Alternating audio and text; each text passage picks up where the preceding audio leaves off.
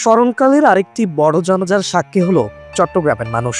মানুষের কান্নার আহাজারিতে ভেসে আসছিল বিগত রাজনৈতিক রণাঙ্গনে বিএনপির এই তুখোর নেতার অবদান। সকাল থেকে দূর দূরান্তের মানুষ আসতে থাকেন জমিতুল ফালা মসজিদের। সাবেক মন্ত্রী ও বিএনপির ভাইস চেয়ারম্যান বীর মুক্তিযোদ্ধা আব্দুল্লাহ আল নোমানের নামাজে জানাজে অংশ নিতে মানুষের স্রোত এসে মিশে দাঁড়ায় দামপাড়ায়।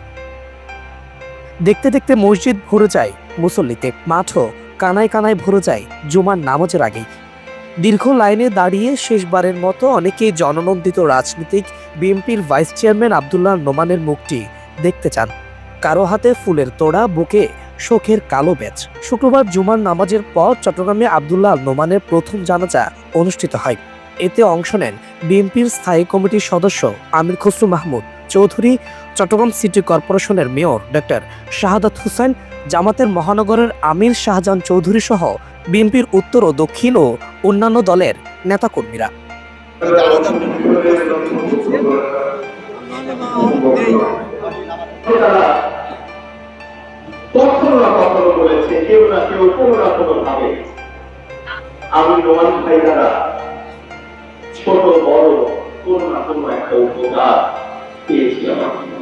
এরপর জানাজা শেষে রাষ্ট্রীয়ভাবে গার্ড অব অনার দেয়া হয় চট্টগ্রাম জেলা প্রশাসকের পক্ষ থেকে।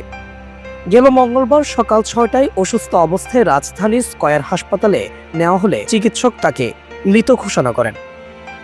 মৃত্যুকালে তার বয়স হয়েছিল 83 বছর। সহধর্মিণী ও এক ছেলে ও এক মেয়ে রেখে গেছেন বর্ষিয়ান এই রাজনীতিবিদ। বিকেলে শেষ জানাজার পর শায়িত হবেন নিজ গ্রাম রাউজান উপজেলায়। সাজ্জাদ হোসাইন, বাংলাদেশ টাইমস, চট্টগ্রাম।